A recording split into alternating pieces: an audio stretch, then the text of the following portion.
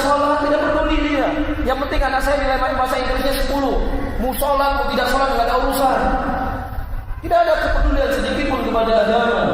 Bahkan naudzubillah, sebagian muslimin terkadang berkata, menganggap aneh ketika ada tetangganya anaknya masuk pesantren, hafal Al-Quran, mau makan apa? Mau makan zikir, bapak mau masa depan suram.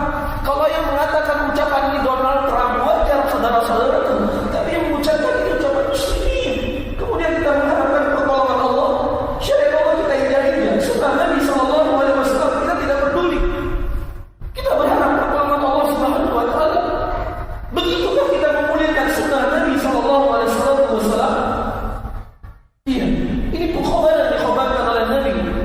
Kemudian apa kata Nabi Sallallahu Alaihi Wasallam? Allah Subhanahu Wa Taala akan berikan kepada kalian kehinaan. Allah akan berikan kepada kalian kerendahan. Nah, musuh-musuh kalian tidak menganggap kalian sebagai orang yang punya kekuatan.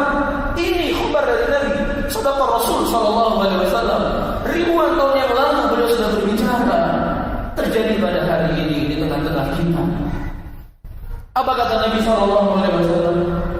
La yanzi anha. Perkara ini tidak akan dicabut oleh Allah Subhanahu Wa Taala di tengah-tengah kalian. Hatta turaji'u ila dinikum. Sampai kalian semua kembali kepada agama Allah. Ini solusi yang diberikan oleh Nabi Muhammad Sallallahu Alaihi Wasallam. Bukan karena perekonomian kurang muslimin hari ini, mereka perekonomian cukup bagus. Ini bukan menjadi modal utama, bukan sumber utama. Para sahabat Rasulullah Sallallahu Alaihi Wasallam, ada sebagian mereka mengikat perutnya dengan batu untuk menahan rasa lapar.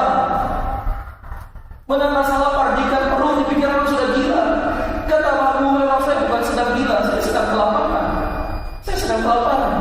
Tapi kekuatan yang